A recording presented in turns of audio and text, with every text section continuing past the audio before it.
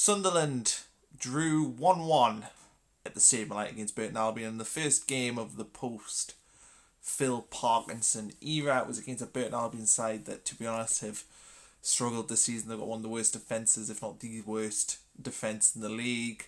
And it was a game that Sunderland really needed to win. Burton Albion and Wigan back-to-back at home. It had to be 6 points. And the draw tonight, it feels like 2 points dropped. But the manner of it, of course, we managed to get ourselves level in the 85th minute. So it feels like we did almost rescue a point. However, that is just a sorry statement when you think of the fact that we are trying to aim for promotion this season and we've rescued a point against a really, really poor side at home in the 85th minute. But the game itself, there was not much happening in the first half. I thought maybe we'd lined up for the back, but I don't think we actually did.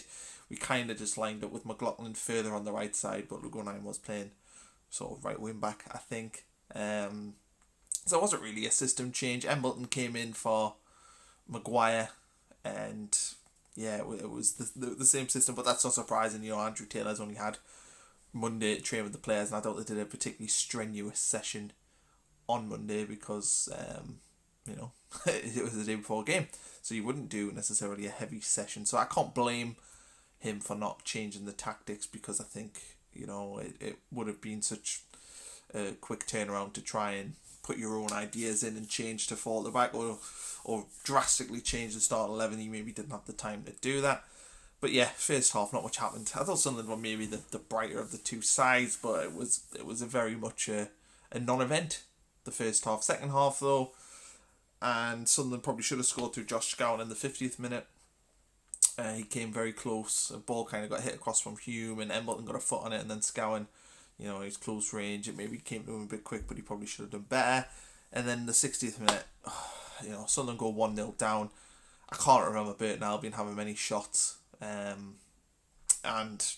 they've hit essentially a daisy cutter at Matthews, and he let it hit it, he bounced up and sort of hit his chest, and he it's not like it goes to the out of play either. It goes right into the middle of the goal, and I think it was Vernon just had an open net tap in, and you don't want to sit and hammer the keeper too much. I know that the keeper's, it's a hard job, and he's had nothing really to do for 90 minutes.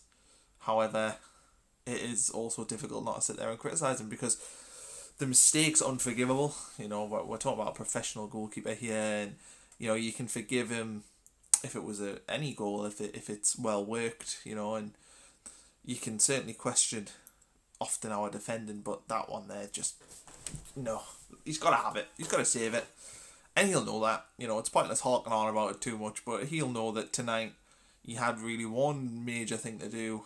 And to be honest, it wasn't even a major thing because the shot was such a tame one. He should have just dealt with it very comfortably, and he didn't. He spills it back out. Burton go 1-0 up. Sunderland at this point, it looked very out of sorts. It looked like they'd really, really caved in on themselves. But there was a change of tactics. We took off Flanagan in the 71st minute, brought on Grigg, we brought on Chris Maguire, and that actually changed the game. We went to fall at the back, which is something that I think we've kind of harped on about for quite a while now. We changed the fall at the back though, and that made, it seemed to make the world of difference because, it did take them a while, but once we sort of got to the late 70s, early 80s, Will Grigg hit the post and another header that went wide, and from that point we seemed to get a little bit of confidence, lots of the ball, lots of possession, and we were getting men in the area, and then the goal comes from a cross from, I can't remember who crossed the ball, but Max Power is the one with the header. I think it might be Demo Hume across the ball. I haven't seen it back yet. Cross comes in though, Max Power, great header, sort of from the penalty spot. In my head anyway, when I'm thinking about it, was roughly the penalty spot. Really good header, past the keeper, 1-1, and from this point you're kind of thinking if there's one team going to win it, it's going to be Sunderland. There wasn't really much else in terms of clear-cut chances that I can remember from that point on, but it did feel like the momentum swinged quite drastically with the tactical change of going for the back, and that's something that I think fans have kind of asked for a while, was seeing whether or not we could get some of the younger players playing, which tonight Embleton started, which was a positive, and I think you could see that he's lacking match fitness, but I think you could also see a lot of what he does. He's quite a tidy player, and he didn't really let us down in possession. I don't think he played particularly poor. I thought he did okay, considering it was his first league start for God knows how long. And I think, it was a shame not to see Jack Diamond on the bench. I don't know, maybe he's got an injury or something like that, but it was a start to see four at the back. And I think any prospective manager, and we may as well talk about that now, any prospective manager coming in will look at that tonight and go, well, do you know what? It was poor for 70 minutes, but once they made that change to four at the back, there was a little bit more on that team. And I think logically, we've struggled in the final third of the season because we've not had enough men in the box. And I think when you're playing three centre-backs, you do maybe lose that extra runner from midfield. And tonight, maybe Max Power makes a run that he wouldn't have had we been playing three centre-halves, maybe. I mean, that might be wrong. Maybe he would have made that run, but I haven't seen him make that many of those runs so far this season. It seemed to me that it came from the fact we changed and took a defender off with 20 minutes to go. But in terms of managers, I'm sure we've all seen Gus Poyet's ruled himself out of the running. Well, he's been ruled out by Sky Sports. Presumably that came from Gus Poyet himself. Keith Downing and Gus Poyet would have a relationship from when Poyet was here as manager, so it would not surprise me, while it says Sky Sources, that Gus Poyet is the one who has said that he's not coming to Sunderland. So I would forget about that if I was a Sunderland fan. I know that people were excited about Gus.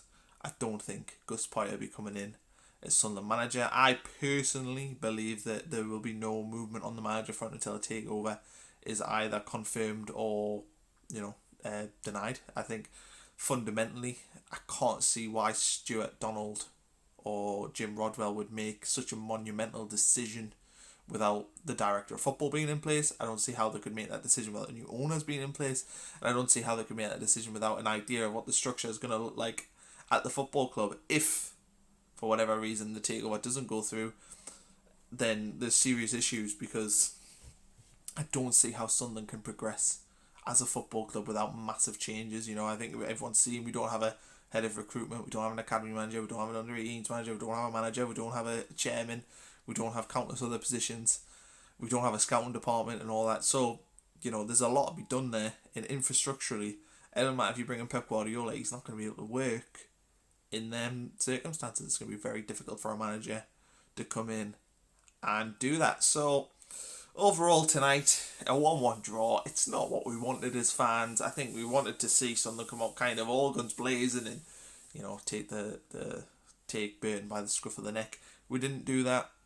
The one positive that I can take, maybe it's a little bit clutching at straws, was the fact that when we did change sort of towards the end of the game, we did look more threatening than probably we've looked since that whole League Cup game at the start of the year, which we actually drew 0-0. I think that was actually probably our best attacking performance of the season. It'll be interesting to see as well, of course, Aidan McGeady could potentially be in the frame for the weekend against Wigan, and that's a massive game because Wigan have really struggled this season. I think it's important that we get a bit of confidence.